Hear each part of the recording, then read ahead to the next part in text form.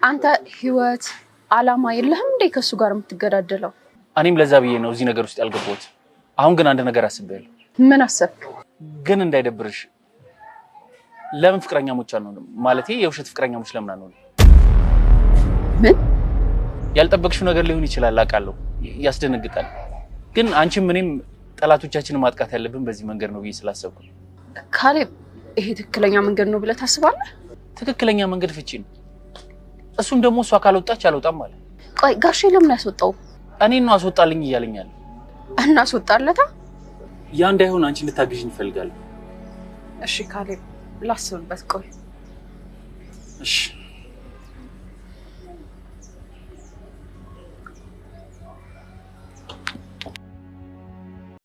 ሰላም ሰላም ቤተሰብ እንደምን አላችሁ? ከኔ ጋር ሁሉም ሰላም ነው። በያላችሁበት ሰላማችሁ ይብዛ እያልኩኝ ዛሬም በድጋሚ መጥቻለሁ። ቤተሰብ ይህን ቪዲዮ ላይክ ሼር አድርጉልኝ። በእግዚአብሔር የሆነባችሁ በማርያም በድንግል ክርስቲያን የሆናችሁ በማርያም በድንግል፣ ሙስሊም የሆናችሁ ደግሞ በአላህ ሼር አድርጉልኝ። በማርያም ቻናሌ ትንሽ ስለቀዘቀዘብኝ ሰዎች ጋር እየደረሰልኝ አይደለም። ላይክ ሼር እያደረጋችሁ አበረታቱኝ ማለት ነው ቤተሰብ። ዛሬ መግቢያው እንዳሳየዋችሁ ትሁት ድራማ በጣም ብዙ ነገር አዘል ነገሮችን ይዞልን መጥቷል። መግቢያው ላይ አሳያችኋለሁ ቀንጨብ አድርጌ ማለት ነው። እውነት ለመናገር በጣም ብዙ ነገር መማር የምንችልበት፣ እንዴት ትዕግስት ማድረግ እንዳለብን፣ ሰዎችን እንዴት በፍቅር ማሸነፍ እንዳለብን፣ እንዴት ችሎ ማለፍን እንዳለበት፣ የምንፈልገውን ውጤታማ ለመሆን በጣም መታገስ እንዳለብን ከዚህ ድራማ በጣም ብዙ ነገር ተምሬያለሁ። እኔ ከአሁን በፊት ድራማ አይነት ነገር እኔ ጭራሽ አይቼ አላውቅም ነበረ። ፊልም ምናምን የእውነት ወደ ስንት ዓመቴ ወደ 4 ዓመት 5 ዓመት ይሆነኛል ዩቲዩብ ላይ ከመጣሁ፣ ግን ፊልም አይቼ አላውቅም ነበረ ማለት ነው። ግን በጣም ደስ የሚል ነገር ነው። ጭንቅላታችን እንዴት ንቁ እንደሚያደርገን የእውነት አንዳንድ ጊዜ ምል የማይረባ ነገር እንትን ከምንል እንዴት ማድረግ እንዳለብን፣ እንዴት ነገሮችን መፍታት እንዳለብን እንደዚህ በፊልም ነገሮች ራሳችን በሚገባን መንገድ ጥሩ የሆነው ነገር እንወስዳለን፣ ጥሩ ያልሆነውን ነገር ደግሞ እንተዋለን ማለት ነው። እና ከነዚህ ቤተሰብ እኔ በጣም ብዙ ነገር ተምሬያለሁ። በጣም ብዙ ነገር ማለት ነው። ስለዚህ እናንተም እንድትማሩበት ይህን ቪዲዮ ሼር አድርጌላችኋለሁ። በመጀመሪያ ላይክ ሼር አድርጉ እንዳልኳችሁ ስለሚያስፈልገኝ ነው ቤተሰብ ማለት ነው። ከምር ስለሚያስፈልገኝ ነው። እንግዲህ ባልና ሚስቶች እንዲሁም አባት ለልጁ ምን ያክል ዋጋ እየከፈለ እንደሆነ አይታችኋል። አብዛኞቻችሁ ቲና ከዳኒ ጋር ሆነው ሽማግሌውን ምን ያክል ሲያሰቃዩት እንደነበረ፣ በጣም መጥፎ ነገር ሲያደርጉ ነበረ። ወንድሜ ነው ብላ ቤቷ አስገብታ እንደዚህ ፍቅረኛሞች ነው እነሱ ብር ለማውሰድ ብለው ለመዝረፍ ብለው በትዳር ላይ ምን ያክል ስትማግጥ እንደነበረና በዛ ላይ ደግሞ የልጅ ሚስት እንዴት አባትን እንደምትበድል የሚያሳይ ድራማ ነው። በጣም ብዙ ነገሮችን ትማሩበታላችሁና እኔ ከዚህ እርግጥ ፎቶን አላስገቡላችሁም። ሽማግሌው ምን ያክል ትዕግስተኛ እንደሆነ፣ ምን ያክል አስተዋይ እንደሆነ፣ እንደዛ እየተፋችበት፣ እንደዛ እያንገላታችሁ ፊት ለፊት ላይ ብልግና ነገር እያየ እንደዛ እየሰደቡት ብዙ ነገር እያደረጉት ተችሎ ህመም አድርጎ በሽተኛ መስሎ ምን ያክል እንዳሰቃዩት እና እነሱ ምን ያክል እንደፈተሻቸው ምን ያክል እስከ ጥግ እንደሄደ የሚያሳይ ድራማ ነው። እውነት እኔ በጣም ብዙ ነገር ነው የተማርኩበት እንዳልኳችሁ ማለት ነው። እና ከአሁን በፊት ሽማግሌው እንግዲህ ቲና ከዳኒ ጋር እንደምትባልግበት ወንድሟ እንዳልሆነ ብዙ ነገሮችን ለዳኒ ሲነግረው ነበር አባት። እሱ ግን ማመን አልፈለገም፣ ጭራሽ ማመን አልቻለም ነበረ።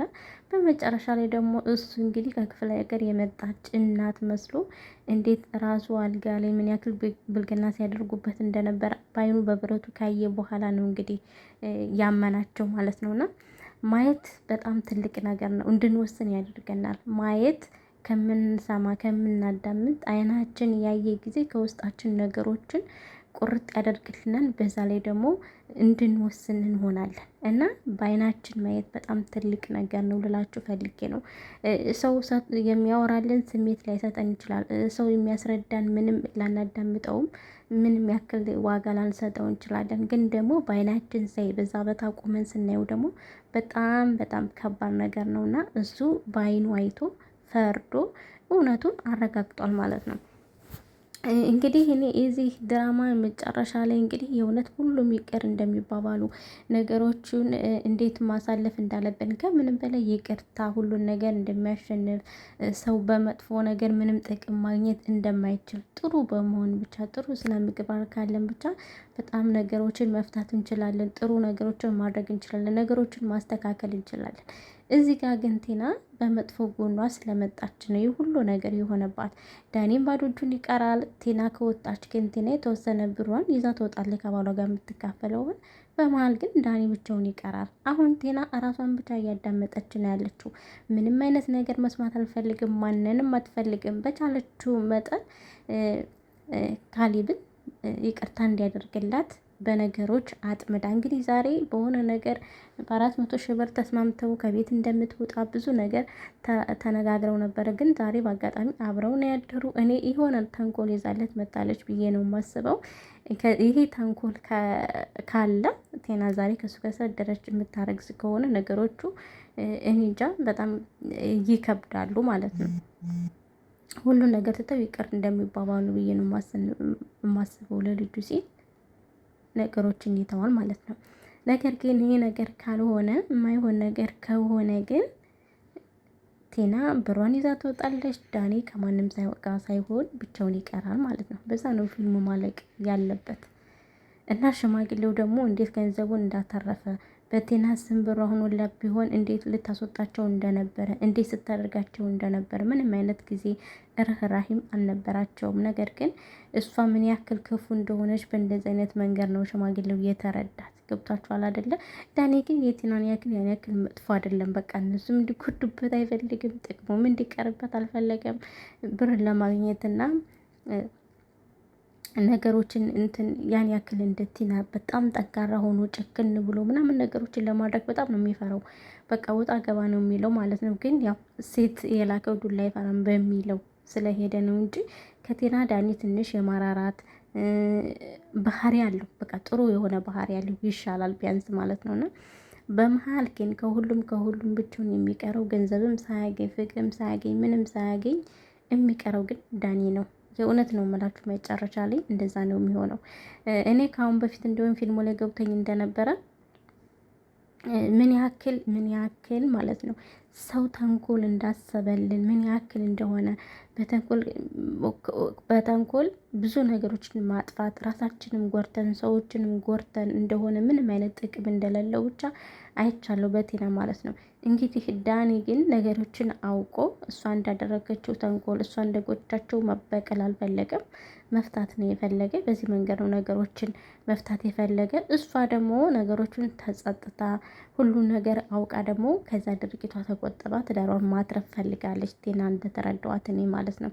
መጨረሻ ላይ ታዩታላችሁ። ድራማውን እያያችሁ ስትመጡ እየወደዳችሁት ነው የምትመጡት። ይህም ቤተሰቦቼ መግቢያው ላይ ቀንጨብ አድርጌ አሳያችኋለሁ። ላይክ ሸር አድርጉ በእግዚአብሔር